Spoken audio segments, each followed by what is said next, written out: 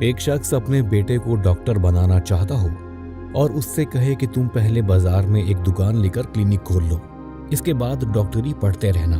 اگر کوئی باپ اپنے بیٹے کو اس قسم کا مشورہ دے تو لوگ اس کو پاگل یا کم از کم غیر سنجیدہ انسان سمجھیں گے، کیونکہ ڈاکٹری پہلے پڑھی جاتی ہے اور کلینک بعد میں کھولا جاتا ہے۔ مگر عجیب بات یہ ہے کہ یہی الٹا کام ہمارے تمام لیڈر کر رہے ہیں۔ اس کے باوجود کوئی انہیں غیر سنجیدہ نہیں کہتا، بلکہ انہیں مفکر اور رہنما کا خطاب دے دیا جاتا ہے۔ موجودہ زمانے میں جو مسلم لیڈر اٹھے وہ تقریباً سب کے سب قوم کو اسی قسم کی لا حاصل رہنمائی دیتے رہے۔ پہلے سیاسی آزادی حاصل کر لو، اس کے بعد قومی تعمیر کا کام کرنا۔ پہلے ایک زمینی خطہ حاصل کر لو، اس کے بعد وہاں اسلامی نظام نافذ کرنا۔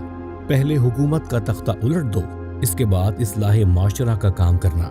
پہلے پارلیمنٹ سے قانون پاس کرا لو، اس کے بعد لوگوں کی ذہنی اصلاح کرنا وغیرہ۔ اس قسم کی تمام باتیں اتنی ہی بے معنی ہیں جتنا ڈاکٹری سیکھنے سے پہلے کلینک کھولنا۔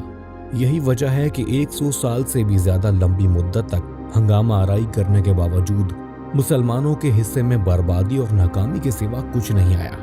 انسان کوئی لوہا یا لکڑی نہیں ہے جس کو مرحلہ وار گڑھا جا سکے۔ انسان ایک ہی بار بنتا ہے اور پہلی بار جیسا بن جائے اسی پر وہ ہمیشہ قائم رہتا ہے۔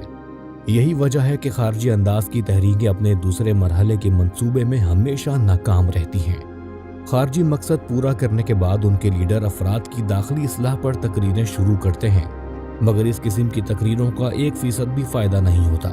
اس قسم کا تجربہ انسانی نفسیات سے بے خبری ہے، اور بدقسمتی سے موجودہ زمانے کے تمام مسلم لیڈر نفسیات انسانی سے اسی بے خبری کی مثال بنے ہوئے ہیں۔